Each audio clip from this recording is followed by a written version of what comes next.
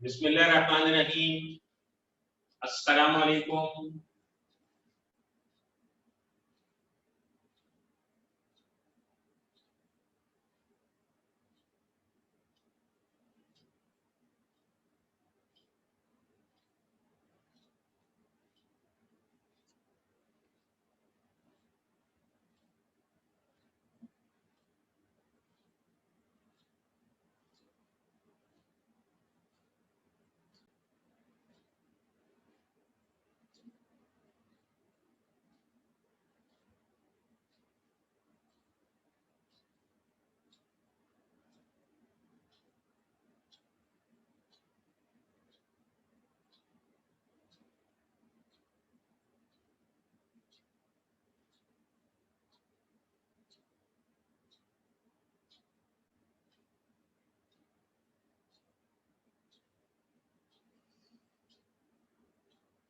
जी secondary अलामा।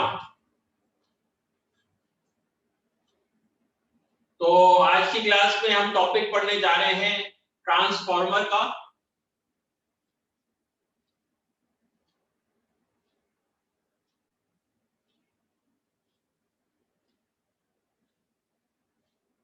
और transformer के इस टॉपिक को डिस्कस करने से पहले कुछ इंपॉर्टेंट कॉन्सेप्ट्स जो हम ऑलरेडी सीख चुके हैं उनको क्विकली रिव्यू कर लेते हैं। आपको याद है कि हमने एक टॉपिक पढ़ा था electrical power. What is electrical power equal to. Electrical power का फॉर्मूला बनाया था हमने, एक मेजर फॉर्मूला था और उसके तहत मजीद फॉर्मूले बनाए थे। तो electrical power is equal to V into I, potential difference into current. Electrical power is equal to V into I, potential difference into current. और इलेक्ट्रिकल पावर ही का फिर फॉर्मूला बनाया था जिसमें हमने V को रिप्लेस कर दिया था according to Ohm's law IR से। तो इलेक्ट्रिकल पावर का फॉर्मूला हो गया था I स्क्वायर R। याद है?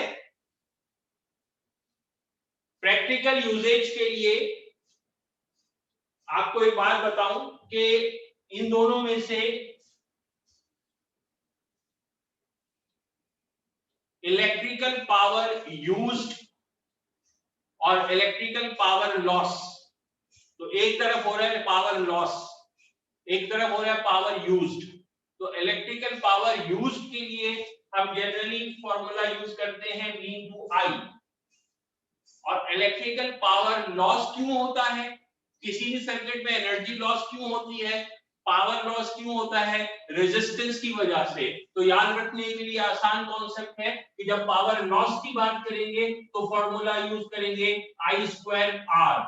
तो पावर लॉस के लिए जनरली फॉर्मूला यूज किया जाता है I स्क्वायर R, और पावर यूज के लिए, पावर अप्लाइड के लिए फॉर्मूला यूज किया जाता है V इंटू I। ठीक है, तो ये इलेक्ट्रिकल पावर की इक्वेशन हम ऑलरेडी डिराइव कर चुके हैं, समझ चुके हैं, सिर्फ आपको दोबारा याद दिलाना था क्योंकि अब आने वाली क्लासेस में हम इसको इस्तेमाल करने वाले हैं। दूसरी बात, किसी भी सर्किट में जहां से करंट गुजर रहा है वहां पर एक करंट की गुजरने का मतलब पहले से पोटेंशियल डिफरेंस मौजूद है, और net potential difference, resultant potential difference जब भी निकालना होगा तो हमेशा हमको एक ही लॉ याद आएगी। रिजल्टेंट पोटेंशियल डिफरेंस के लिए हमेशा हमें एक ही लॉ याद आएगी, and that is called Ohm's law. And according to Ohm's law, resultant potential difference, net potential difference across a resistor, across a circuit is equal to I into R, where I is the current and R is the resistance. Do we agree? ये नया formula तो नहीं लग रहा, पहले पढ़ा है कहीं? मैं चेक करना चाह रहा हूं पेंडेमिक से याददाश्त तो नहीं चली गई। गुड, तो delta V is equal to I into R। ठीक है, फिर हमने टॉपिक पढ़ा था फैराडेज लॉ का, जब भी वो होगा तो वो जरूर होगा। जब भी किसी सर्किट का मैग्नेटिक फ्लक्स चेंज होगा तो लाजमन इंड्यूस्ड ईएमएफ या इंड्यूस्ड करंट जनरेट होगा, एंड दैट इंड्यूस्ड ईएमएफ, उसका फार्मूला, उसका magnitude is equal to n delta phi upon delta t। जिस कॉइल में, जिस सर्किट में ईएमएफ इंड्यूस हो रहा है, उसी के नंबर ऑफ टर्न्स, उसी का rate of change of flux n delta phi upon delta t। फिर हमने फैराडेज लॉ की तहत सीखा कि अगर दो कॉइल बराबर में रखे हो, एक से करंट गुजरे और दूसरा उसके बराबर में रखा हुआ से एंजॉय कर रहा है, तो जो बराबर में है वो प्राइमरी कॉइल है और जिससे करंट गुजर रहा है वो सेकेंडरी कॉइल है।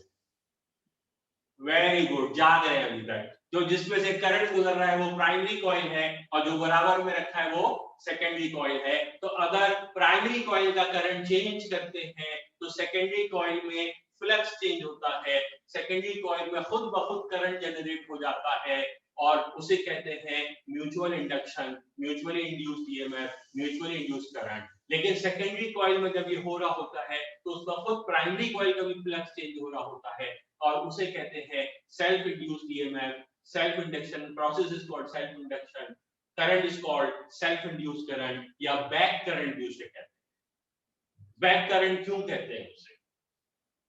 उस दिन आपने पूछा नहीं मुझसे, मैंने बताया उसको बैक ईएमएफ कहते हैं या बैक करंट कहते हैं। You didn't ask me the reason. इसलिए कि आपने जब direction of self induced current पढ़ी, फिर हमने नॉन इंडक्टिव वाइंडिंग भी पढ़ाई, तो अगर आपको याद हो तो सेल्फ इंड्यूस्ड करंट के बारे में पता ये चला कि ये ऐसी प्रॉपर्टी है जो करंट को ओरिजिनल वैल्यू पे वापस लाना चाहती है। अगर करंट बढ़ रहा है तो उसे कम कराएगी, अगर कम हो रहा है तो उसे बढ़ाएगी। तो it wants to bring the current back, it wants to bring the current back to original position. That's why it's also called back EMF, back EMF, return EMF, कि ये वापस लाना चाहता है ओरिजिनल पोजीशन के ऊपर, इसलिए उसको बैक EMF भी कहते हैं। ठीक, फिर आपको ये पढ़ाया था कि जब भी किसी वायर से, किसी कॉइल से करंट गुजरता है तो क्या प्रोड्यूस होता है? एक मैग्नेटिक फील्ड, और वो जो मैग्नेटिक फील्ड प्रोड्यूस होती है वो करंट बढ़ने से बढ़ जाती है, करंट कम होने से कम हो जाती है, करंट के जीरो होने से जीरो हो जाती है। और अगर आप चाहते हैं कि मैग्नेटिक फील्ड और स्ट्रांग हो जाए, जैसा कि हमने गैल्वानोमीटर में, हमें कॉइल में जिस फील्ड में कॉइल रखा था, we wanted the coil to be in a stronger field ताकि वो सेंसिटिव गैल्वानोमीटर बन जाए। तो हमें क्या करना होता है? तो उसके लिए हमें वहां एक आयरन कोर रखना होता है, और आयरन कोर का काम क्या होता है कि वो मैग्नेटाइज हो जाता है क्योंकि वो फेरोमैग्नेटिक सब्सटेंस है, और जब वो मैग्नेटाइज होता है वो बहुत स्ट्रॉन्ग फील्ड जनरेट करता है, यानी जितनी ओरिजिनली फील्ड थी उससे 100 टाइम्स, 1000 टाइम्स ज्यादा स्ट्रॉन्ग फील्ड, 500 टाइम्स ज्यादा स्ट्रॉन्ग फील्ड, तो बहुत स्ट्रॉन्ग फील्ड जनरेट करता है। तो we get a very much augmented, much higher, much stronger field by the presence of an iron core. सही। और करंट दो तरह का होता है। जिस करंट का नाम आप आमतौर पे सुन रहे होते हैं, ओम्स लॉ में, इलेक्ट्रोस्टैटिक के बाद करंट इलेक्ट्रोडायनामिक्स में, कॉम्बिनेशन ऑफ रेजिस्टर्स में, इवन इलेक्ट्रोमैग्नेटिज्म में, वो डायरेक्ट करंट होता है। That's a direct current. और डायरेक्ट करंट क्या होता है? डायरेक्ट करंट क्या होता है? जो जिस स्टेडी करंट होता है और जिसकी डायरेक्शन चेंज नहीं होती, it flows in one direction only, uni direction current को डायरेक्ट करंट कहते हैं। और इसके अगेंस्ट दूसरा करंट क्या होता है? इसके अगेंस्ट जो दूसरा करंट होता है उसको कहते हैं ऑल्टरनेटिंग करंट। और ऑल्टरनेटिंग करंट को जो जनरेट करता है उसको कहते हैं ऑल्टरनेटिंग ईएमएफ। तो वो वोल्टेज या वो पोटेंशियल डिफरेंस जो ऑल्टरनेटिंग करंट को जनरेट कर रहा होता है उसे कहते हैं ऑल्टरनेटिंग ईएमएफ। तो ये इंपॉर्टेंट कॉन्सेप्ट है, थोड़ा सा नया कॉन्सेप्ट है, और इत्तेफाक से जो आपका ओरिजिनल सिलेबस है फिजिक्स में उसमें तो इसका पूरा टॉपिक है एसी जनरेटर, लेकिन जो कंडेंस सिलेबस बोर्ड का है उसमें ये टॉपिक डिलीटेड है, लेकिन ये करंट का डेफिनेशन या अल्टरनेटिंग करंट का कॉन्सेप्ट ये कई जगह इस्तेमाल होगा, तो इसे तो हम डिस्कस करेंगे। एसी जनरेटर हम आपको अलग से नहीं पढ़ा रहे, एमकेट के सिलेबस में मौजूद है लेकिन, और ईकेट के सिलेबस में टॉपिक मौजूद है तो उसमें पढ़ाया जाएगा अलग से आपको, लेकिन जो सेकंड ईयर का कंडेंस सिलेबस है उसमें से एसी जनरेटर को निकाल दिया गया है। तो हम एसी जनरेटर नहीं पढ़ने जा रहे, लेकिन we need to discuss the concept of alternating current. तो अल्टरनेटिंग करंट क्या होता है? अल्टरनेटिंग करंट आपको ये ग्राफ बताएगा। This is how an alternating current और एन अल्टरनेटिंग ईएमएफ इज। ये ग्राफ मैथ्स वाले इसको जानते हैं, इस शक्ल को क्या कहते हैं? This kind of a graph or this kind of a curve is called a sinusoidal curve. ये साइन की वैल्यूज के हिसाब से प्लॉट होता है, तो इस तरह के कर्व को कहते हैं साइनोसॉइडल कर्व। तो अल्टरनेटिंग ईएमएफ या अल्टरनेटिंग करंट साइनोसॉइडल फॉर्म में होता है। इसका मतलब क्या है? इसका मतलब ये है कि इसमें दो अहम बातें होती हैं। ये जो लाइन है, ये जो बेस लाइन है, ये बता रही है न्यूट्रल पोजीशन, जीरो करंट, और ये जो लाइन है, जितना आप वाई एक्सिस के ऊपर जाएंगे उतना करंट बढ़ रहा है। तो जब आप इधर आ गए तो करंट जीरो हो गया, और जब आप नेगेटिव वाई एक्सिस पे जाएंगे तो फिर करंट बढ़ेगा, लेकिन ऑपोजिट डायरेक्शन। तो नेगेटिव वाई एक्सिस का मतलब करंट की डायरेक्शन ऑपोजिट हो गई। तो और फरमाइए, हर थोड़ी देर के बाद, यानी एक रोटेशन में दो दफा, हर थोड़ी देर के बाद करंट की डायरेक्शन जिस तरफ भी थी रिवर्स हो रही है। पॉजिटिव थी तो नेगेटिव हो रही है, नेगेटिव थी तो फिर पॉजिटिव हो रही है, फिर नेगेटिव, फिर पॉजिटिव, फिर नेगेटिव। यानी कि सर्किट में जब करंट फ्लो कर रहा है तो वो क्या हो रहा होता है, वो इस तरफ फ्लो करता है, फिर वापस, फिर इस तरफ, फिर वापस, फिर इस तरफ, फिर वापस। तो विद इन वन साइकिल दो दफा चेंज होता है, और फ्रीक्वेंसी अगर 50 हर्ट्ज है तो एक सेकंड में 100 टाइम्स। अगर फ्रीक्वेंसी 50 हर्ट्ज है तो इट मींस 50 साइकिल्स पर सेकंड, और एक साइकिल में दो दफा डायरेक्शन चेंज होगी। That's called alternating current. The current which reverses its direction twice in each cycle is called alternating current. ठीक, तो ये तो डायरेक्शन हो गई। दूसरी इंपॉर्टेंट चीज क्या है कि ये करंट अभी कितना है, जीरो। अब कितना हुआ, मैक्सिमम, फिर कितना हुआ, जीरो, फिर कितना हुआ, मैक्सिमम अपोजिट डायरेक्शन में, फिर जीरो, फिर मैक्सिमम। तो करंट की वैल्यू कंटिन्यूअसली फ्लक्चुएट करती है, जीरो से बढ़ते बढ़ते बढ़ते मैक्सिमम, मैक्सिमम से कम होते होते जीरो, फिर अपोजिट डायरेक्शन में मैक्सिमम, फिर अपोजिट डायरेक्शन में zero, and it keeps on changing its value. तो this kind of current is called alternating current. तो एक होता है डायरेक्ट करंट जिसकी वैल्यू भी फिक्स रहती है और जिसकी डायरेक्शन भी फिक्स है, जो हम वायर्स में पढ़ाते थे, इलेक्ट्रॉन चलते गए, बैटरी में गए, बैटरी से नए इलेक्ट्रॉन आ गए, ट्रेन चल रही है, जो ट्रेन की तरह चलता है वो डायरेक्ट करंट है। और जो कभी आप राइड्स पे गए, वो जो खतरनाक वाली राइड्स होती है अप एंड डाउन, क्या कहलाती है वो, याद है? तो वो जो राइड्स होती हैं वो अल्टरनेटिंग करंट है। Maximum minimum zero, maximum minimum zero, that's an alternating current. तो alternating current changes its value continuously and changes its direction continuously. That's an alternating. आया ख्याल शरीफ में? तो ये बेसिक कॉन्सेप्ट के साथ हम अपने टॉपिक की तरफ आते हैं, which is ट्रांसफार्मर। तो हेडिंग है आपकी ट्रांसफार्मर, और सबसे पहले हम लिखेंगे व्हाट इज अ ट्रांसफार्मर। लिखिए, a transformer is a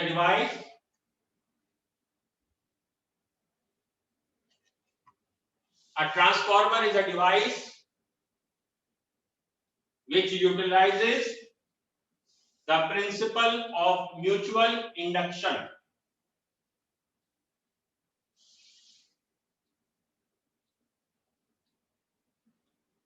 Which utilizes the principle of mutual induction.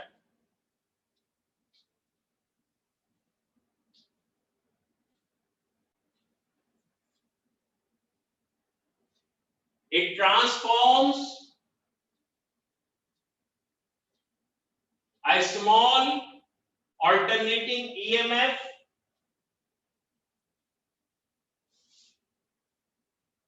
into a large one. It transforms small alternating EMF into a large one, or large alternating EMF into small one.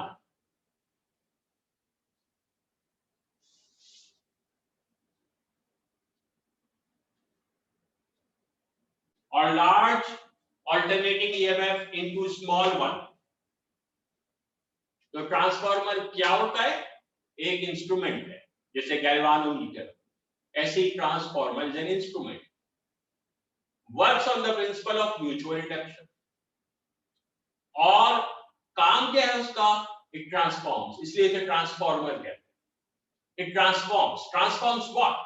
It transforms small values of voltage into large, या large values of voltage into small, इसलिए उसे transformer कहते हैं। और लेकिन कौन से voltage पे काम करता है? अल्टरनेटिंग वोल्टेज पे। तो small alternating EMF into large one, और large alternating EMF into small one. और आगे जाके हम आपको डिस्क्राइब करेंगे प्रैक्टिकली कि एक्चुअली क्या कैसे कर रहा होता है, लेकिन आपके दिमाग में सिर्फ करंट दौड़ाने के लिए याद दिला दें, ये वही ट्रांसफार्मर है जो आपके मोहल्ले में लगा होता है और जो हर थोड़ी बाद अरसे बाद उड़ जाता है। ठीक है, आपको बदलते लाइट गई, बहुत दिन के लिए गई, बहुत देर के लिए गई, तो जी वो ट्रांसफार्मर उड़ गया। तो जो ट्रांसफार्मर उड़ जाता है हमारे मोहल्लों में, ये वही ट्रांसफार्मर है जिसके बारे में हम पढ़ने जा रहे हैं, और आगे चल के बताएंगे उड़ क्यों जाता है, ये भी बताएंगे। ठीक है, हवा में ही उड़ता है, धमाके से उड़ जाता है, तो वो क्यों उड़ता है वो भी बताएंगे।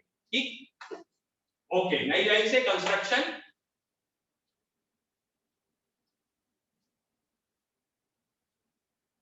A transformer consists of two coils of insulated copper wire.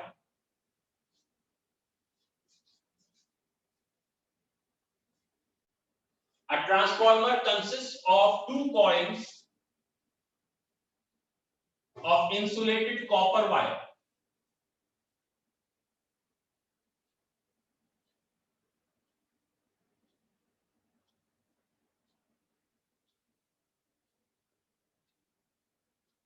Wound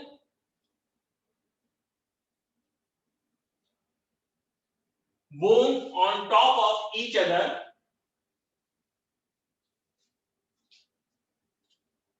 wound on top of each other,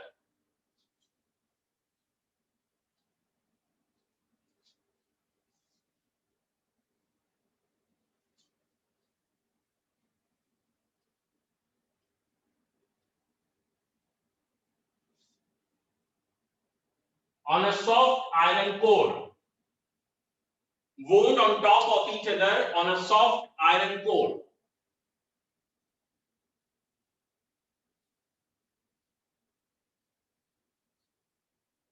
मैं दोबारा बोलता हूं, transformer consist of two coils of insulated copper wire wound on top of each other on a soft iron core. ये जो wound है,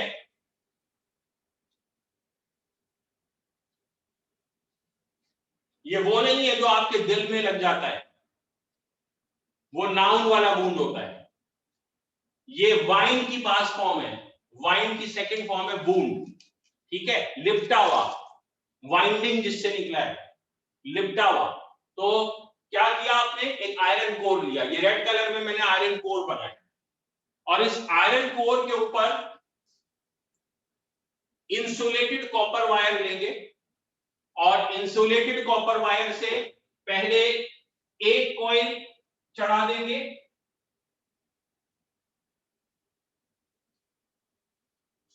ये एक coil हो गया आयरन कोर पे। उसके बाद दूसरा कॉइल भी इसी पे चढ़ा देंगे, तो एक साथ दो कॉइल एक ही आयरन कोर पे चढ़े हुए होंगे। इंसुलेटेड कॉपर वायर के दो कॉइल्स होंगे जो एक ही आयरन कोर पे मौजूद होंगे। आया ख्याल शरीफ में? यस और नो? तो रेड कलर में मैंने आयरन कोर बनाया, ये उसका स्टैंड है साइडों पे, और बीच में एक कॉइल उस पे लपेट दिया। इंसुलेटेड कॉपर वायर का, फिर दूसरा कॉइल भी उसी पे लपेट दिया इंसुलेटेड कॉपर वायर का। इंसुलेटेड कॉपर वायर यानी असल में वो कॉपर वायर है लेकिन इंसुलेटेड है, तो लिहाजा एक कॉइल और दूसरा कॉइल जब एक दूसरे पे मौजूद होगा तो आपस में कोई करंट नहीं, कोई शॉक नहीं होगा, कोई धमाका नहीं होगा, ठीक है। तो they are insulated copper wires, पहली बात। अब इसमें से एक कॉइल को हम करंट सोर्स से जोड़ देंगे और जो करंट सोर्स हमने बनाया ये जो साइन होता है ये डायरेक्ट करंट के सोर्स का होता है, बैटरी का। ये तो आप कई दफा बना चुके हैं। और ये जो साइन होता है सर्किल में एक साइनोसॉइडल वेव, ये साइनोसॉइडल वेव एक सर्किल में बना दें, ये साइन कहलाता है, ये आमतौर पे फेसबुक के मैसेंजर का भी यही साइन है। तो सर्किल में साइनोसॉइडल वेव बना दीजिए आप, तो this is the sign of an alternating current source. एक ऑल्टरनेटिंग करंट सोर्स या ऑल्टरनेटिंग करंट की बैटरी का साइन इस तरह का होता है। तो हमने क्या किया, हमने एक कॉइल को करंट सोर्स से जोड़ दिया। कैसा current source? Alternating current source. और दूसरे कॉइल को सिंपली एक्सटर्नल सर्किट से जोड़ दिया। दूसरे कॉइल को किसी बैटरी से नहीं जोड़ा, सिंपली एक्सटर्नल सर्किट से जोड़ दिया। एक कॉइल को हमने बैटरी से जोड़ा, दूसरे कॉइल को एक्सटर्नल सर्किट से जोड़ दिया। तो जिसको बैटरी से जोड़ा वो कहलाएगा प्राइमरी कॉइल और जिसको एक्सटर्नल सर्किट से जोड़ा वो कहलाएगा सेकेंडरी कॉइल। तो एक हुआ प्राइमरी कॉइल और एक हुआ सेकेंडरी कॉइल। जी जहरा शाह कुछ पूछना चाहती है? सर मुझे आयरन के बाद समझ नहीं आया, आपने क्या कहा? Iron core, CORE core. Iron core, जी हाँ, आयरन कोर को कहते हैं frame, also you can call it a frame, और उर्दू में से कहते हैं सांचा। जैसे एक टायर होता है, व्हील होता है, ऊपर रबड़ चढ़ा होता है और अंदर उसका एक सांचा होता है। तो रबड़ का टायर होता है लेकिन अंदर जो स्टील की चीज होती है वो उसका सांचा, उसका कोर कहलाता है, ठीक है। तो हर चीज का एक कोर होता है, तो ये आयरन कोर है। तो आयरन का बना हुआ कोर, उसके ऊपर एक कॉइल जो बैटरी से कनेक्टेड है, that becomes the primary coil. दूसरा कॉइल जो एक्सटर्नल सर्किट से कनेक्टेड है, that becomes the secondary coil. तो आगे लिखेंगे आप, the coil connected to alternating current source is called primary coil.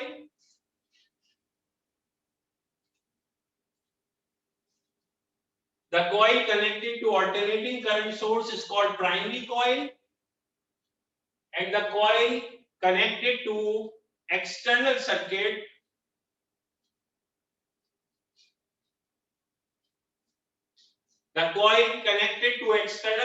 is called secondary coil.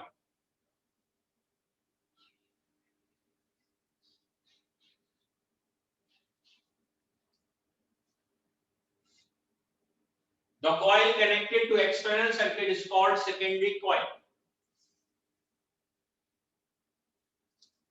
There is no electrical connection between the two coils.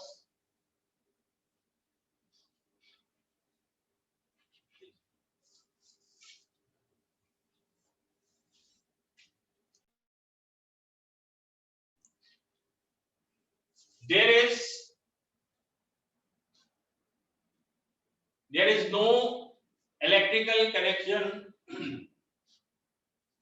between the two coils. ठीक, तो ये हो गई construction हमारी ट्रांसफार्मर की। ये समझ आ गई आप लोगों को? ओके, एमन आप कुछ पूछना चाहती है? अस्सलाम वालेकुम sir.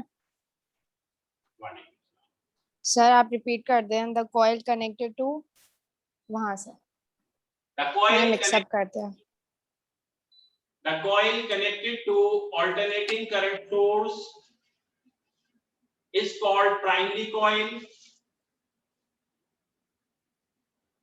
and the coil connected to external circuit is called secondary coil.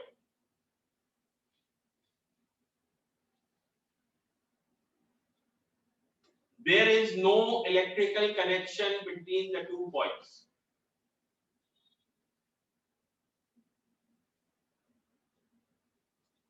Next heading है working.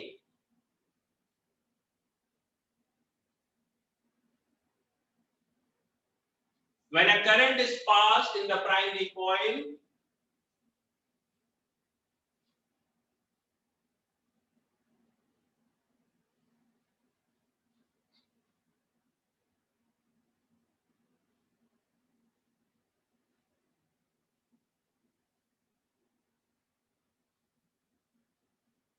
when a current is passed in the primary coil, a magnetic field is produced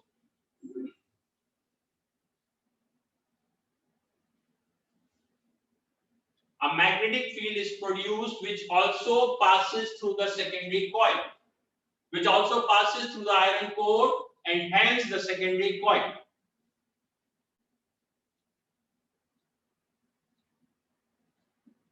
A magnetic field is produced which also passes through the iron core and hence the secondary coil.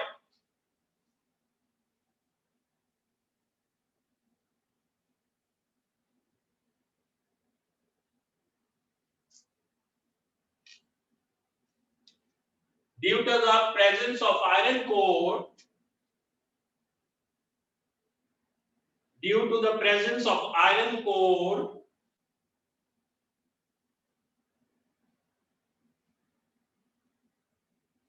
the magnetic flux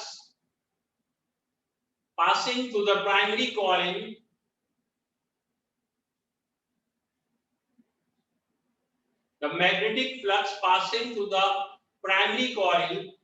is equal to the magnetic flux passing through the secondary coil.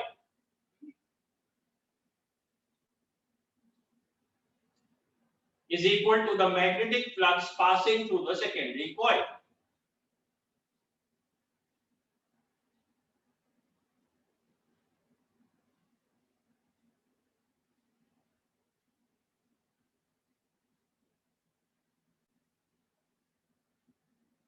ठीक है, are you with me?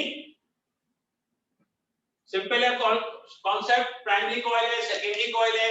Primary coil से current गुजरेगा, magnetic field generate होगी, वो magnetic field iron core को magnetize कर देगी और स्ट्रांग मैग्नेटिक फील्ड हो जाएगी। वही मैग्नेटिक फील्ड या मैग्नेटिक फ्लक्स प्राइमरी कॉइल से गुजरेगा, वही आयरन कोर से गुजरेगा और वही सेकेंडरी कॉइल। अब जो प्राइमरी कॉइल है उसको हमने जोड़ा है करंट सोर्स से, जिसकी वजह से करंट जनरेट हो रहा है। लेकिन वो करंट सोर्स कैसा है? ऑल्टरनेटिंग करंट सोर्स है वो। क्योंकि वो ऑल्टरनेटिंग करंट सोर्स है, लिहाजा प्राइमरी कॉइल में जो मैग्नेटिक फील्ड, जो करंट जनरेट हो रहा है, जो प्राइमरी कॉइल से करंट गुजर रहा है, उसकी वैल्यू मुसलसल चेंज हो रही है। रियोस्टेट की जरूरत नहीं है, वो खुद ही चेंज हो रही है ऑटोमेटिकली, क्योंकि वो है ऑल्टरनेटिंग करंट। तो बगैर किसी रियोस्टेट के वो मुसलसल चेंज हो रही है और उसकी डायरेक्शन भी मुसलसल चेंज हो रही है। It's constantly changing. नतीजे में जो मैग्नेटिक फील्ड जनरेट हो रही है वो भी मुसलसल चेंज हो रही है। जब करंट 0 से मैक्सिमम होगा तो मैग्नेटिक फील्ड 0 से मैक्सिमम होगी। जब करंट मैक्सिमम से 0 होगा तो मैग्नेटिक फील्ड मैक्सिमम से 0 होगी। जब करंट की डायरेक्शन चेंज होगी तो मैग्नेटिक फील्ड की डायरेक्शन चेंज हो जाएगी। तो इट्स कांस्टेंटली चेंजिंग। और जब मैग्नेटिक फील्ड कांस्टेंटली चेंज कर रही है तो इसका मतलब मैग्नेटिक फ्लक्स कांस्टेंटली चेंज हो रहा है। और कहां से गुजरने वाला फ्लक्स? प्राइमरी कॉइल वाला या सेकेंडरी कॉइल वाला या दोनों? कौन सा फ्लक्स चेंज हो रहा है? प्राइमरी कॉइल का, सेकेंडरी कॉइल का या दोनों? दोनों चेंज हो रहे हैं। तो कांस्टेंटली प्राइमरी कॉइल का फ्लक्स भी चेंज होगा, सेकेंडरी कॉइल का फ्लक्स भी चेंज होगा। और जैसे ही आप ये सुने कि फ्लक्स चेंज होगा, वैसे ही आपको याद आना चाहिए कौन सी लॉ? फैराडेज लॉ, जो ये कहती है जब भी फ्लक्स चेंज होगा तो क्या होगा? इंड्यूस्ड ईएमएफ जनरेट होगा। तो प्राइमरी कॉइल में भी इंड्यूस्ड ईएमएफ जनरेट होगा, सेकेंडरी कॉइल में भी इंड्यूस्ड ईएमएफ जनरेट होगा। जो सेकेंडरी कॉइल के साथ हो रहा है उसे कहेंगे म्यूचुअल इंडक्शन, जो प्राइमरी कॉइल के साथ हो रहा है उसे कहेंगे सेल्फ इंडक्शन। तो जब आप एक ऐसा इंस्ट्रूमेंट बनाएंगे तो आपको कुछ नहीं करना, सिर्फ करंट सोर्स जोड़ दें और फिर साइड में बैठ के तमाशा देखते, मुस्कुराते रहे, मुसलसल होता रहेगा, सब कुछ खुद ही होता रहेगा। प्राइमरी कॉइल में सेल्फ इंडक्शन, सेकेंडरी कॉइल में म्यूचुअल इंडक्शन, और जब सेकेंडरी कॉइल में म्यूचुअल इंडक्शन होगी तो उसमें म्यूचुअली इंड्यूस्ड ईएमएफ जनरेट होगा। तो वो उसका क्या करेगा, उसे एक्सटर्नल सर्किट से जोड़ा हुआ है, एक्सटर्नल सर्किट के पास कोई करंट सोर्स नहीं है, कुछ नहीं है, लेकिन क्योंकि वो सेकेंडरी कॉइल से जुड़ा हुआ है और उसमें वो जनरेट हो रहा है क्या, mutually induced EMF, mutually induced current, तो वो खुद ब खुद एक्सटर्नल सर्किट को सप्लाई होता रहेगा। तो हम इस मशीन में क्या कर रहे हैं, ये एक मशीन है, और याद रखिए हर मशीन में एक वो होता है और एक वो होता है। हर मशीन को कुछ हम देते हैं और कुछ वो मशीन हमको देती है। गिव एंड टेक का रूल है, एक इनपुट होता है और एक आउटपुट होता है। जो हम मशीन को देते हैं वो आउटपुट कहलाता है, जो मशीन हमको देती है वो इनपुट कहलाता है। शाबाश, आप लोग तो जागना शुरू हो गए, बेहतरीन, एक्सीलेंट। तो जो हम मशीन को देते हैं वो इनपुट कहलाता है, जो मशीन जवाब में वापस करती है वो आउटपुट कहलाता है। तो याद रखिए यहाँ पे जो ऑल्टरनेटिंग ईएमएफ है, जो ऑल्टरनेटिंग ईएमएफ जो प्राइमरी कॉइल के साथ जुड़ा हुआ है, ये ईएमएफ आपको क्या लगता है, ये इनपुट ईएमएफ है या आउटपुट ईएमएफ है? जो ऑल्टरनेटिंग करंट सोर्स हमने प्राइमरी कॉइल को कनेक्ट किया, क्या ये इनपुट ईएमएफ है या आउटपुट ईएमएफ है? जी yes, it's an input EMF, excellent. और वो ईएमएफ जो एक्सटर्नल सर्किट को मिल रहा है वो इनपुट ईएमएफ है या आउटपुट ईएमएफ? यस, वो आउटपुट ईएमएफ है, क्योंकि ये इस एक्सटर्नल सर्किट को मशीन ईएमएफ दे रही है। हमने कनेक्ट किया एक्सटर्नल सर्किट, हमें जो भी चीज चलानी है, बल्ब चलाना है, घर चलाना है, जो भी चलाना है, हम यहाँ लगा देंगे उसको, तो वहां से जो ईएमएफ जनरेट हो रहा होगा वो मशीन हमको एज एन आउटपुट दे रही है। तो ये इनपुट है, ये आउटपुट है, और ये ट्रांसफार्मर है। तो आप ये देख लीजिए, आप भी एक ट्रांसफार्मर है, आपको टीचर्स एक इनपुट देते हैं, एक करंट देते हैं, आपने उसको प्रोसेस करके आउटपुट देना होता है और उसको एक्सटर्नल सर्किट को प्रोवाइड करना होता है। तो आप पे डिपेंड करता है आप उस करंट का, उस वोल्टेज का क्या करते हैं, कितना इस्तेमाल करते हैं, उसको स्मॉल से लार्ज में कन्वर्ट करते हैं या लार्ज से स्मॉल में कन्वर्ट करते हैं। This is all up to you, you are a transformer. तो हियर इज अ ट्रांसफार्मर जिसमें प्राइमरी कॉइल को इनपुट ईएमएफ मिलता है, सेकेंडरी कॉइल उसे आउटपुट ईएमएफ की शक्ल में देता है। तो म्यूचुअली इंड्यूस्ड ईएमएफ जो है,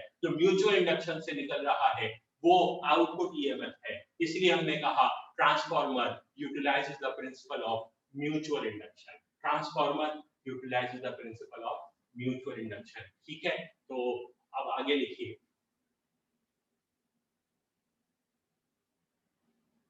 Since the voltage applied to primary coil, since the voltage applied to primary coil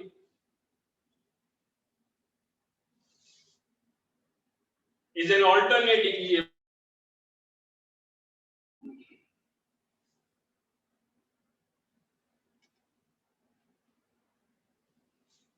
since the voltage applied to primary coil is an alternating EMF, the current produced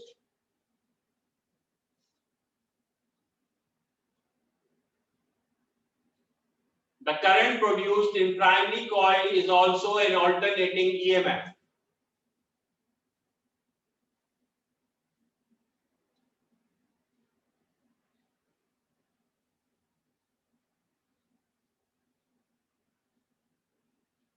The current produced in the primary coil is also an alternating one, alternating EMF नहीं, alternating current या alternating one, sorry EMF काट के आपको current लिखना पड़ेगा या one लिखना पड़ेगा।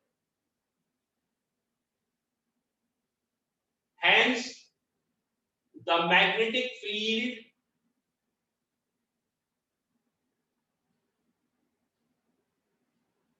continuously changes. Hence the magnetic field continuously changes.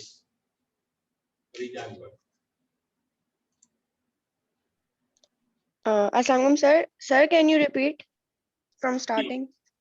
Okay. Hence the magnetic field continuously changes. मैं रिपीट करता हूं. As the voltage source connected to primary coil is an alternating EMF, hence the current produced in the primary coil is also an alternating one. Hence the magnetic field continuously changes.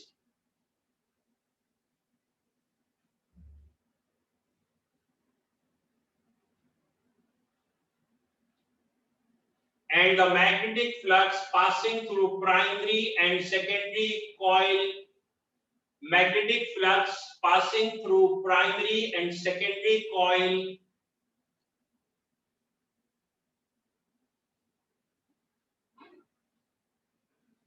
continuously changes.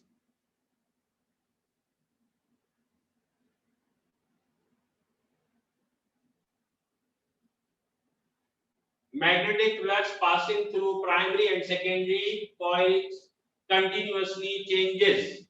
Therefore,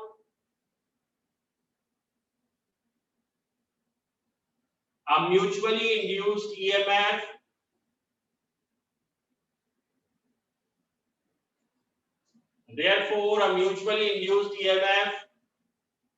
is produced in the secondary coil. A mutually induced EMF is produced in the secondary coil, and a self-induced EMF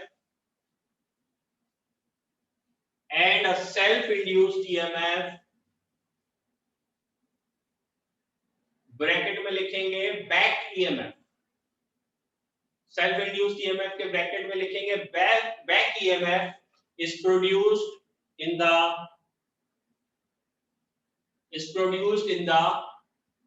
primary coil.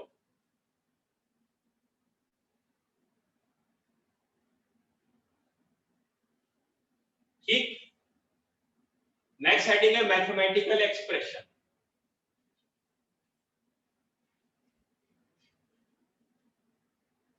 Mathematical expression.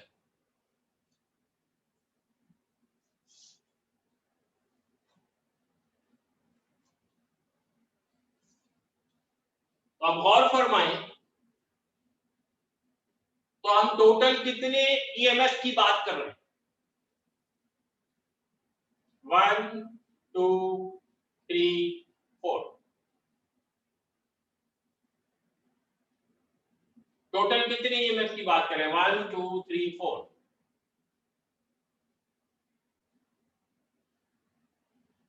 कुछ का ख्याल है 2, कुछ का ख्याल है 3. 1 तो नहीं है, ये तो कंफर्म है. देखें, एक वो ईएमएफ है जो अल्टरनेटिंग करंट सोर्स का ईएमएफ है, जो हमने प्राइमरी कॉइल को दिया था. That's input EMF, that's EP. ठीक. और एक वो ईएमएफ है जो एक्सटर्नल सर्किट को मिला, जो सेकेंडरी कॉइल ने प्रोड्यूस किया, जो म्यूचुअली इंड्यूस्ड ईएमएफ है, दैट्स ईएफ. म्यूचुअल इंडक्शन से जो प्रोड्यूस हुआ वो आउटपुट ईएमएफ है, वो ईएस कहलाया, सेकेंडरी कॉइल में जो जनरेट हुआ. ठीक है. और तो कोई नहीं है.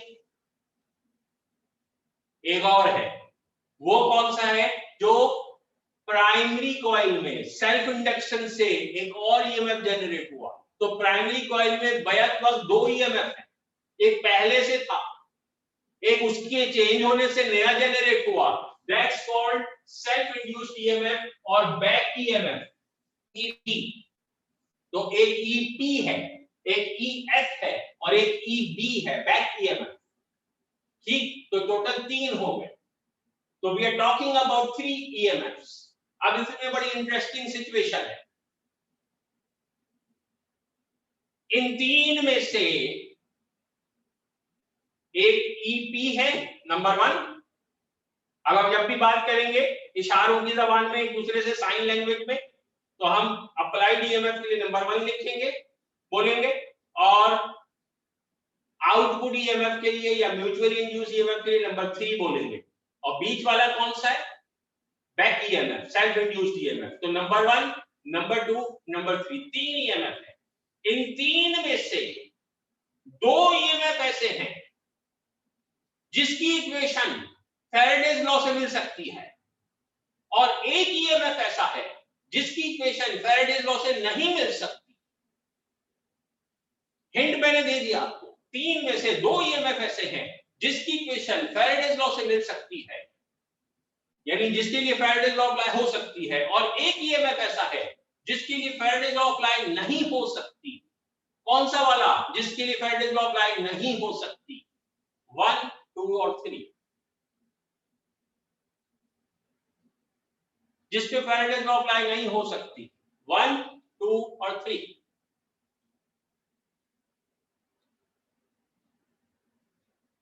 हाँ, कुछ ने कहा 2, 6 में से 5 ने कहा 1। तो गौर कीजिए, फैराडेज लॉ किस पे अप्लाई होगी? जहां वो हो रहा है प्रोसेस। कौन सा process? Electromagnetic induction. Electromagnetic induction. तो क्या mutual induction electromagnetic induction? Yes, no? क्या म्यूचुअल इंडक्शन इलेक्ट्रोमैग्नेटिक इंडक्शन है? Yes, it is electromagnetic induction. क्या self induction electromagnetic induction? Yes, it is also electromagnetic induction. हर वो काम जिसमें फ्लक्स के चेंज होने से इंड्यूस्ड ईएमएफ जनरेट हो, that's electromagnetic induction. Mutual induction is an example of electromagnetic induction. Self induction is an example of electromagnetic induction. तो इन दोनों ईएमएफ पर फैराडेज लॉ अप्लाई होती है। तो 2 पर और 3 पे फैराडेज लॉ अप्लाई होती है। कहां नहीं होती? जो ओरिजिनल ईएमएफ है नंबर 1, जो हम अप्लाई कर रहे हैं, that's not an induced EMF. वो हम दे रहे हैं, वो हमारी बैटरी दे रही है, तो दैट्स उस पे अभी फैराडेज लॉ अप्लाई नहीं हो रही इस केस में। ठीक है, हाँ, वो कैसे जनरेट कर रहा है वो जब चेक करेंगे अलग बात है। फिलहाल जो आपके सामने सिचुएशन है, तो एक अप्लाइड ईएमएफ है और एक सेल्फ इंड्यूस्ड ईएमएफ है और एक म्यूचुअल इंड्यूस्ड ईएमएफ है। तो आपके पास फैराडेज लॉ की इक्वेशन म्यूचुअल इंडक्शन में और सेल्फ इंडक्शन में अप्लाई हो सकती है। तो अब हम पहले इक्वेशन बनाएंगे ईबी की और फिर ईएफ की with the help of Faraday's law. हम फैराडेज लॉ से एक ईबी की इक्वेशन बनाएंगे और एक ईएस की इक्वेशन बनाएंगे। Are you with me? Yes, no? Yes sir? Okay. तो आपके ख्याल में फैराडेज लॉ ने क्या कहा था? Induced EMF is equal to N delta phi upon delta T. तो देखिए, अगर मुझे इक्वेशन बनानी हो ईएस की, ES is the output EMF. या अल्लाह, जवाइयां आना शुरू हो गई। मैं इतना बोरिंग पढ़ाने लगा हूं, मुझे सोचना पड़ेगा। नेटी जेटी के पुल का पता लूंगा, मैं छलांग लगाऊंगा। जवाइयां आई मेरी क्लास के दौरान जी। तो ईएस की इक्वेशन बताइए कहां से आएगी? फैराडेज लॉ की equation n delta phi upon delta T. तो ईएस सेकेंडरी कॉइल में है, तो नंबर ऑफ टर्न्स प्राइमरी के यूज करें या सेकेंडरी के यूज करें? सेकेंडरी के। तो ईएस इज इक्वल टू क्या? ns। आगे क्या? Delta phi s upon delta t। ES is equal to ns delta phi s upon delta t। लेकिन एक बात जरा और फरमाइए, जो फ्लक्स प्राइमरी कॉइल से गुजर रहा है उतना ही सेकेंडरी कॉइल से गुजर रहा है, लिहाजा जो rate of change of flux primary का होगा वही सेकेंडरी का होगा। तो हमें इसमें डेल्टा पाई अलग करने की जरूरत नहीं है, तो हमें डेल्टा पाई एस और डेल्टा पाई टी लिखने की जरूरत नहीं है। हम खाली क्या लिख सकते हैं?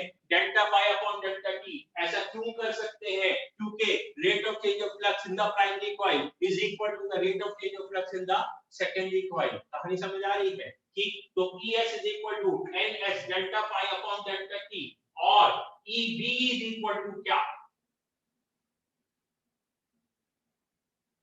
What is EB? Self induced EMF या बैक ईएमएफ। तो EB के लिए तो फैराडेज लॉ अप्लाई हो सकती है, नहीं हो सकती?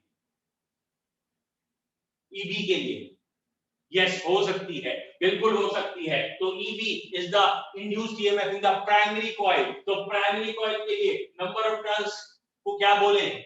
NP, तो EB is equal to NB delta phi upon delta T, NP upon delta into delta phi upon delta T. समझ आ रही है कहानी की नहीं? Induced EMF in the primary coil, back EMF is equal to NP, number of turns of the primary coil, into delta phi upon delta T. Why not delta phi P upon delta T? क्योंकि same है, लिहाजा हमें अलग अलग बताने की जरूरत नहीं है। यहां तक कहानी समझ आ गई? चलिए लिखते हैं पहले मैथमेटिकल एक्सप्रेशन में।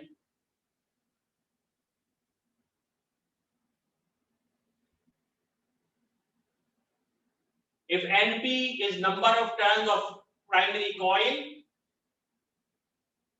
if NP is number of turns of primary coil,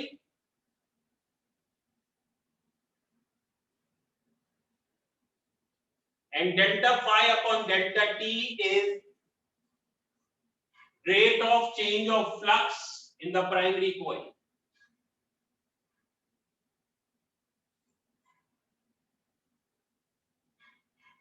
Delta phi upon delta T is rate of change of flux in the primary coil.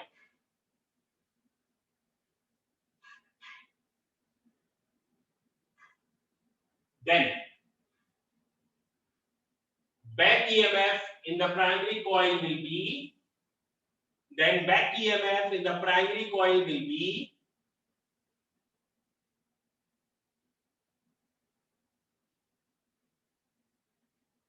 क्या? Equation EB is equal to NP delta phi upon delta T. EB is equal to NP primary का number of turns into delta phi upon delta T.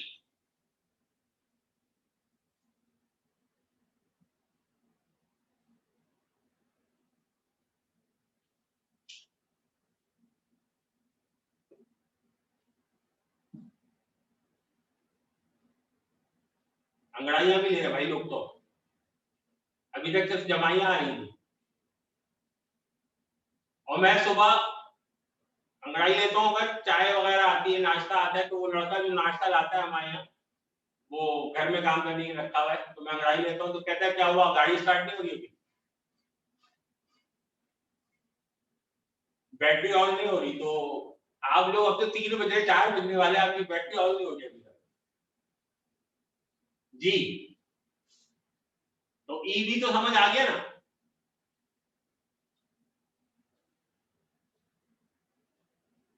If EP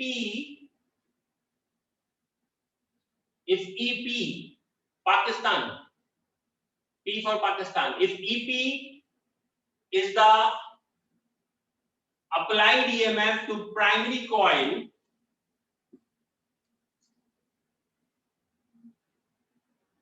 तो primary coil में 2 EMF एक साथ हो गए, एक applied EMF और एक बैक EMF। तो जब एक कॉइल में एक साथ 2 EMF होते हैं तो रिजल्टेंट वोल्टेज कैसे आएगा?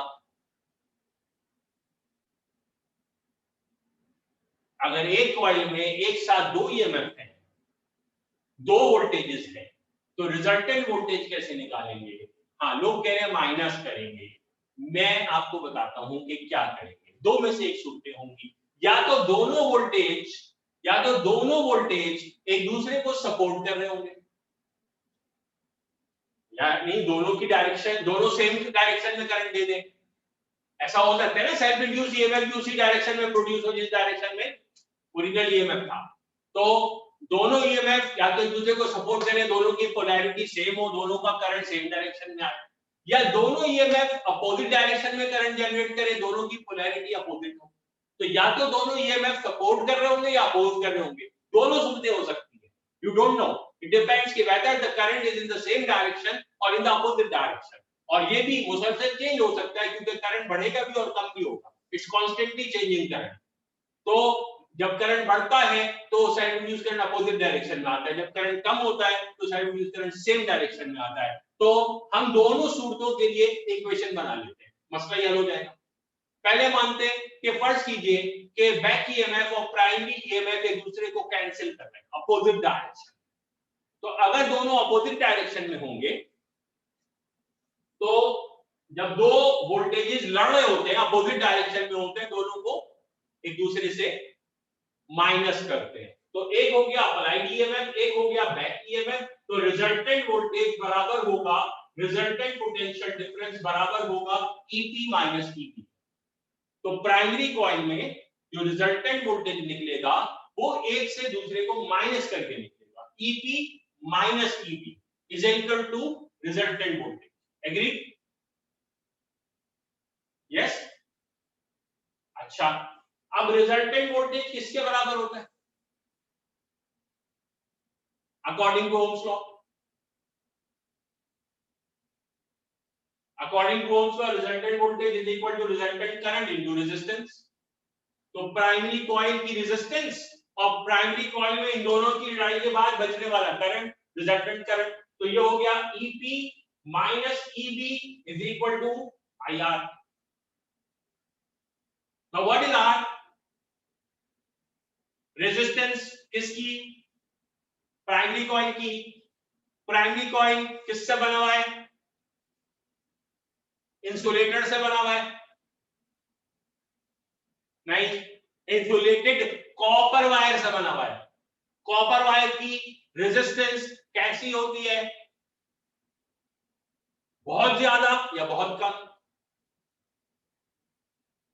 कॉपर वायर की रेजिस्टेंस बहुत कम होती है। Copper is like a super conductor, is an excellent conductor.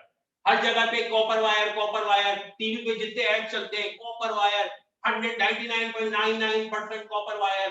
तो कॉपर वायर की रेजिस्टेंस कम से कम होती है, ठीक है, यानी बहुत ही कम होती है। जब किसी की रेजिस्टेंस बहुत कम होती है तो हम उसको कह सकते हैं R is approximately equal to 0।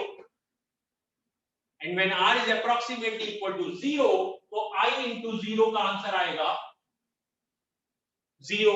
तो आपकी इक्वेशन हो जाएगी EP minus EB is equal to 0। EP minus EB is equal to 0 और minus EB वहां जाके हो जाएगा प्लस EB। तो EP is equal to E। तो क्योंकि कॉपर वायर की रेजिस्टेंस ऑलमोस्ट 0 होती है, लिहाजा बैक ईएमएफ की वैल्यू ऑलमोस्ट अप्लाइड ईएमएफ के बराबर होगी। EP is approximately equal to EB। ठीक, ये वो सिचुएशन है जब दोनों वोल्टेज एक दूसरे को कैंसिल कर रहे हैं। अगर दोनों वोल्टेज एक दूसरे को सपोर्ट कर रहे हो, अब क्या होगा वो भी देख लेते हैं। अब भी यही होगा, अब भी यही होगा। तो क्या होगा देख लेते हैं। अब EP माइनस EB नहीं होगा, अब EP प्लस EB होगा इज इक्वल टू IR। लेकिन R तो यहां भी 0 है, लिहाजा इज इक्वल टू 0। तो EP plus EB is equal to 0, यानी EP की वैल्यू माइनस EB के बराबर होगी। और माइनस ईबी का मतलब क्या है? माइनस ईबी का मतलब वैल्यू तो उतनी ही है। अगर वो 100 वोल्ट है तो ये भी 100 वोल्ट है, पोलैरिटी रिवर्स। तो जो अप्लाइड ईएमएफ है और जो बैक ईएमएफ है, दोनों की वैल्यू सेम होगी। तो हम डेरिवेशन जब लिखेंगे तो कोई एक डेरिवेशन काफी होगी जिसके जरिए हम लिख सकते हैं कि अप्लाइड ईएमएफ की वैल्यू बैक ईएमएफ के बराबर होगी। ये डेरिवेशन इतना हिस्सा इंपॉर्टेंट क्यों है? इंपॉर्टेंट इसलिए है कि हमारे पास उसकी तो इक्वेशन थी फैराडेज लॉ के तहत, उसकी इक्वेशन नहीं थी। हमारे पास 2 की इक्वेशन थी, बैक ईएमएफ की थी, 1 की नहीं थी, अप्लाइड ईएमएफ की नहीं थी। तो अब जब हमें पता लग गया that EP is equal to EB, तो अब हम लिख सकते हैं कि EP is equal to NP delta phi upon delta. अब हम लिख सकते हैं कि EP is equal to NP delta phi upon delta T। अब इसका क्या फायदा होगा ये अभी आगे चल के देखते हैं, पहले यहां तक तो लिखिए। आपने लिखा if EP is the applied EMF to primary coil, then equation EP minus EB is equal to resultant potential difference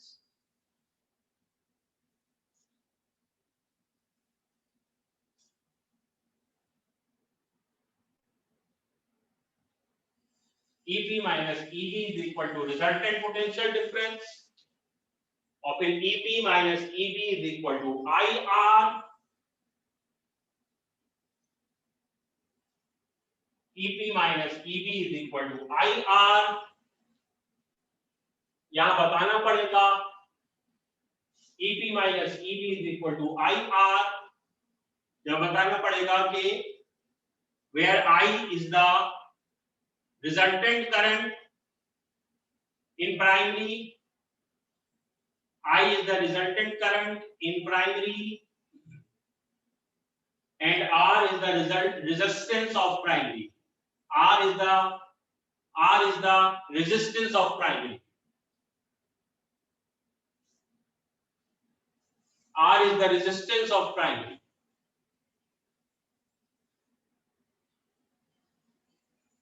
Since resistance of primary coil is very small, since resistance of primary coil is very small, therefore R is approximately equal to 0. Therefore R is approximately equal to 0. Therefore EP minus EB is equal to 0. And therefore EP is equal to EB. Therefore EP minus EB is equal to 0, and therefore EP is equal to EB.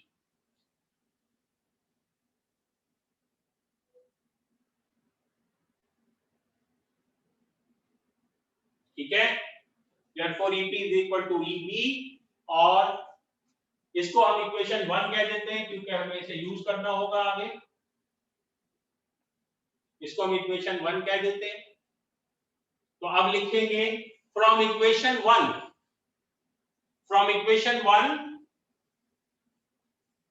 तो अब equation 1 के तहत आपने EP को EB के बराबर लेना है, और EB बराबर है किसके? NP delta phi upon delta T. EP is equal to NP delta phi upon delta T. This is our equation number 2. EP is equal to NP delta phi upon delta T.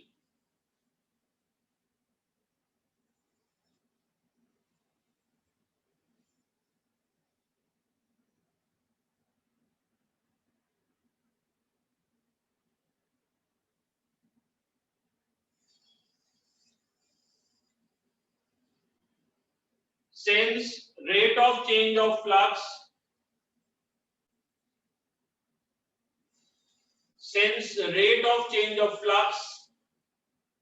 of secondary coil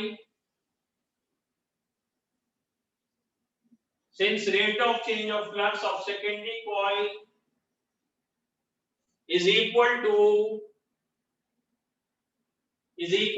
rate of change of flux of primary coil,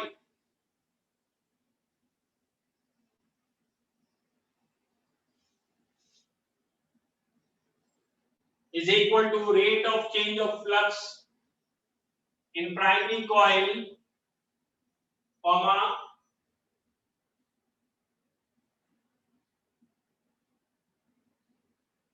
induced EMF in the secondary coil will be, induced EMF in the secondary coil will be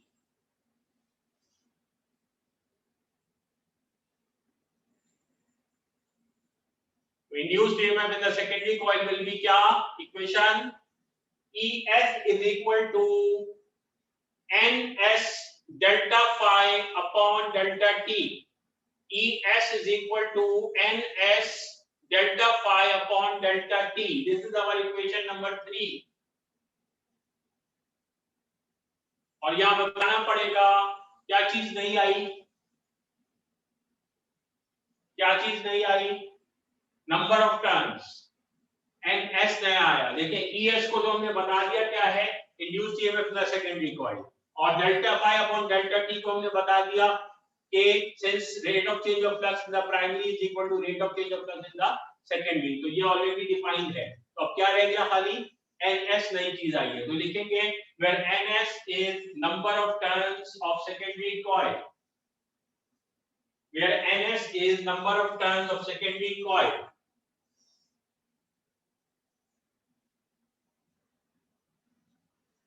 ठीक है,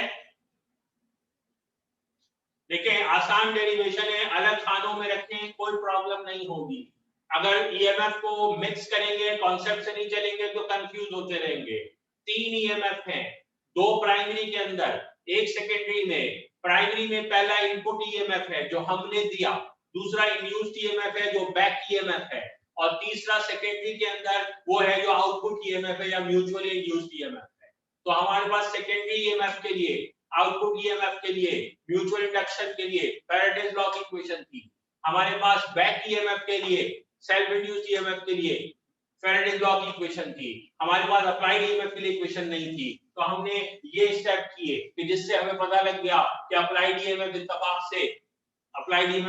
से back EMF के बराबर होगा, तो back EMF वाली equation applied EMF पे भी लग गई। तो अब हमारे पास तीनों ईएमएफ के लिए इक्वेशन आ गई, इक्वेशन 1, इक्वेशन 2 एंड इक्वेशन 3। ठीक है, अब सबसे मेन स्टेप जो इस ट्रांसफार्मर का सेंट्रल आइडिया है, सबसे इंपॉर्टेंट कॉन्सेप्ट है, कंक्लूजन है, divide equation 3 by equation 2, dividing equation 3 by equation 2,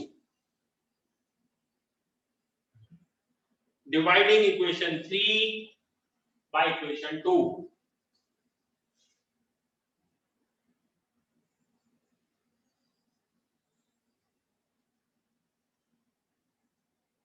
तो हम इक्वेशन 3 को इक्वेशन 2 से डिवाइड करेंगे और बहुत इंपॉर्टेंट इक्वेशन हमारे हाथ आ जाएगी।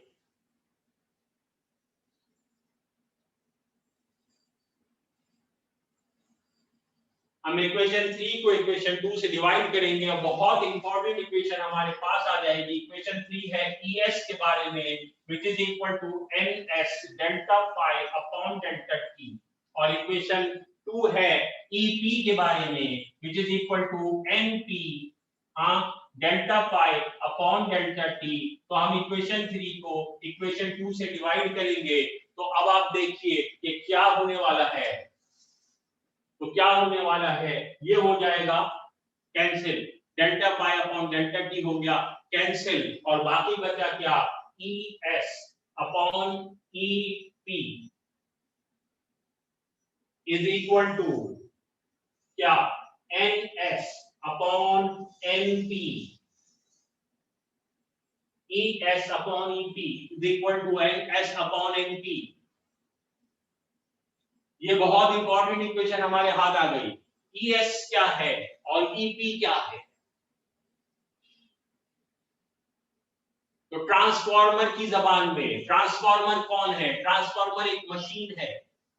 ट्रांसफार्मर की जबान में ES और EP की क्या अहमियत है, तो एक वो है जो इनपुट है और एक वो है जो आउटपुट है। जो हम ट्रांसफार्मर को दे रहे हैं वो इनपुट है, वो EP है, और ट्रांसफार्मर से जो मिलने वाला है वो आउटपुट है, वो ES है। तो हम अगर ट्रांसफार्मर को 10 वोल्ट का वोल्टेज दें और हम चाहें कि उससे हमें 100 वोल्ट का वोल्टेज मिले, तो इसका राज हमारे हाथ में आ गया, इसकी चाबी हमारे हाथ में आ गई है।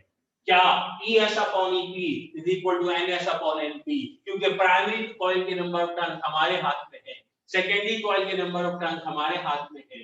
तो ये इक्वेशन ये बता रही है कि जो इनपुट वोल्टेज है, जो EP है, उस EP के मुकाबले में ES की वैल्यू कितनी करानी है, तो ES बराबर हो जाएगा NS upon NP into EP के। तो आपको EP के मुकाबले में ES कितना चाहिए, तो आप NS को NP के मुकाबले में उतना बढ़ाते जाइए। अगर इक्वल चाहिए तो दोनों को इक्वल कर दे, तो 1 जो वैल्यू NP की होगी वो NS की होगी।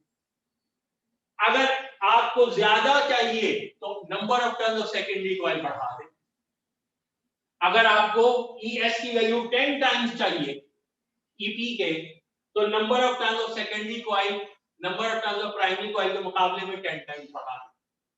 फर्ज कीजिए प्राइमरी कॉइल में 5 टर्न और आपको इसको 10 टाइम्स बढ़ाना है, वोल्टेज को, तो आप क्या करें, आप सेकेंडरी कॉइल में 5 से 10 टाइम्स ज्यादा नंबर ऑफ टर्न रख दीजिए, तो आप 50 टर्न रख दें। तो ये इक्वेशन आपको क्या बता रही है, सिंपल सी बात बता रही है। ये इक्वेशन ये कह रही है कि if ns is greater than np, अगर ns की वैल्यू np से ज्यादा है तो फिर es will be greater than ep।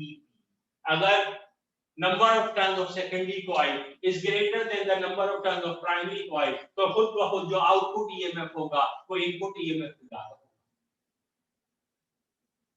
अगर number of turns of secondary coil number of turns of primary coil से ज्यादा रखे जाएं तो आउटपुट ईएमएफ प्राइमरी ईएमएफ से इनपुट ईएमएफ से ज्यादा होगा। तो अगर हमें 5 टाइम्स ज्यादा वोल्टेज चाहिए तो आप 5 टाइम्स ज्यादा नंबर ऑफ टर्न्स रखें। अगर 10 टाइम्स ज्यादा वोल्टेज चाहिए तो 10 टाइम्स ज्यादा नंबर ऑफ टर्न्स रखें। अगर 100 टाइम्स ज्यादा वोल्टेज चाहिए तो 100 टाइम्स ज्यादा नंबर ऑफ टर्न्स रखिए। तो if number of turns of secondary coil is greater than the number of turns of primary coil, then the alternating EMF produced by the secondary coil या output transformer का जो output voltage है will be greater than the input voltage given to the primary coil. Such a transformer is called step up transformer. ऐसे transformer को कहते हैं step up transformer. ठीक है, तो हम आपको स्टेप अप ट्रांसफार्मर बनाना चाहते हैं। हम चाहते हैं कि आप जो वोल्टेज हम आपको जो दें, आप उसको 10 टाइम्स 100 टाइम्स ज्यादा करके दुनिया को दें। उसके लिए जरूरी है कि आपके जो नंबर ऑफ टर्न्स हैं, आपको जो कलामें लेनी है, जो छलांगे लगानी है, जो मेहनत करनी है, वो प्राइमरी से 10 टाइम्स 100 टाइम्स ज्यादा लगाएं, तो आपका आउटपुट 10 टाइम्स या 100 टाइम्स ज्यादा आएगा। You will become a step up transformer. And if number of turns of secondary coil is less than number of turns of primary coil, तो फिर जो आउटपुट ईएमएफ होगा वो इनपुट ईएमएफ से कम होगा और उसे कहेंगे स्टेप डाउन ट्रांसफार्मर। तो एक होता है स्टेप अप ट्रांसफार्मर और एक होता है स्टेप डाउन ट्रांसफार्मर। तो ट्रांसफार्मर दोनों तरह के काम करता है, ईएमएफ को बढ़ा भी सकता है, ईएमएफ को घटा भी सकता है। One is called step up, one is called step down. जी मोहम्मद साहब कुछ पूछ रहे हैं। हमजा सर सर ये इक्वेशन के लिहाज से तो समझ आ गया कि ईएस ज़्यादा होगा तो आउटपुट ज़्यादा मिलेगा, लेकिन सर जब number of turns of primary ज़्यादा होगा तो मैग्नेटिक फील्ड भी ज़्यादा होगी, तो चेंज भी ज़्यादा होगा, तो उस लिहाज से तो करंट भी ज़्यादा इंड्यूस नहीं होगा उसके अंदर। जब number of turns of primary ज्यादा होगा तो उससे मैग्नेटिक फील्ड के ज्यादा होने का कोई ताल्लुक नहीं है। मैग्नेटिक फील्ड का ताल्लुक है आपके पास जिससे आपने अगर सोलिनॉइड पढ़ लिया है तो B is equal to mu naught n I से। तो n is not number of turns per unit length, the density of number of turns, number 1। Number 2 ये है कि B ज्यादा हो या कम हो is not important, how much is the change is important। so the amount of EMF is not depending कि आपका original B की वैल्यू कितनी है। the amount of EMF generated is always dependent on how much the flux is changing and at what rate, the rate of change of flux। ठीक है, तो do not confuse the value of B with the value of EMF generated। Mutual induction, self induction, Faraday's law वो B पे depend नहीं करना था, वो rate of change of flux पे। B into A का चेंज अपॉन टाइम, तो rate of change of flux पे। ठीक है, ओके, तो यहां तक समझ आ गई कहानी आपको, step up versus step down transformer. Good, define कर लेंगे, नहीं कर सकते? वाह वाह कितने अच्छे बच्चे, मैं लिखवाऊं, चलिए लिखिए। Hence, if number of turns of secondary coil is greater than the number of turns of primary coil, hence if number of turns of secondary coil is greater than the number of turns of primary coil,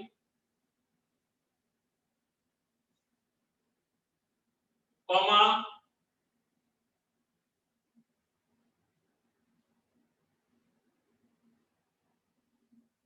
alternating EMF produced by secondary coil, alternating EMF produced in secondary coil will be greater than the alternating EMF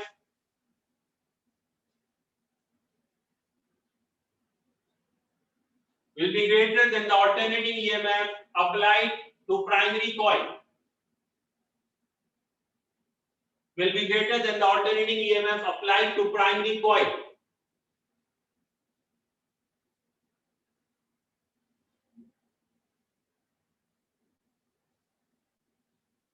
Such a transformer is called step-up transformer.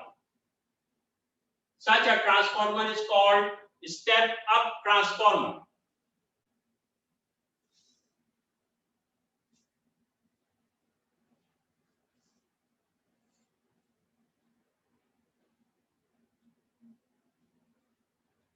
तो जैसे step up transformer होता है, बिल्कुल ऐसे ही step down transformer है। तो उसकी definition तो आप खुद बना सकते हैं।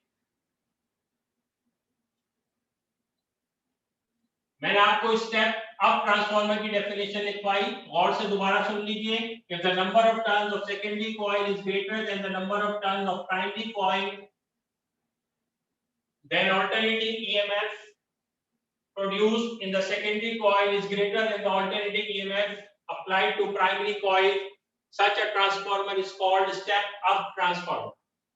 ठीक है, तो इसी तरह से ग्रेटर की जगह लेसर कर देंगे अगली डेफिनेशन में, तो स्टेप डाउन ट्रांसफार्मर बन जाएगा।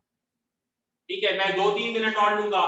क्विक सा एफिशिएंसी की इक्वेशन बनानी है। हर मशीन में हमें एफिशिएंसी की इक्वेशन बनानी पड़ती है, तो ये भी एक मशीन है और एफिशिएंसी बराबर होती है डैश अपॉन डैश के, आउटपुट अपॉन इनपुट के। एफिशिएंसी बराबर होती है आउटपुट अपॉन इनपुट के। तो हम पहले इक्वेशन बनाना चाहते हैं पावर आउटपुट की और पावर इनपुट की। तो we want to have an equation for power output and power input. तो जरा याद कीजिए, इलेक्ट्रिकल पावर का फॉर्मूला क्या है? इलेक्ट्रिकल पावर का फॉर्मूला क्या है? V into I, voltage into current. ठीक है, तो इनपुट हमने कितना वोल्टेज दिया था?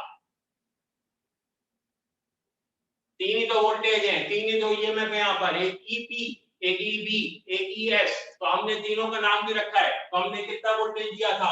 EP.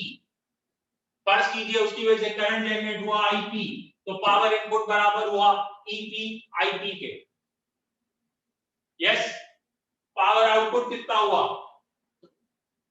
V into I, V into I। तो वोल्टेज कौन सा लेंगे? 3 ही तो है, 1 2 3। पावर आउटपुट 1 2 3, EP, EB या ES?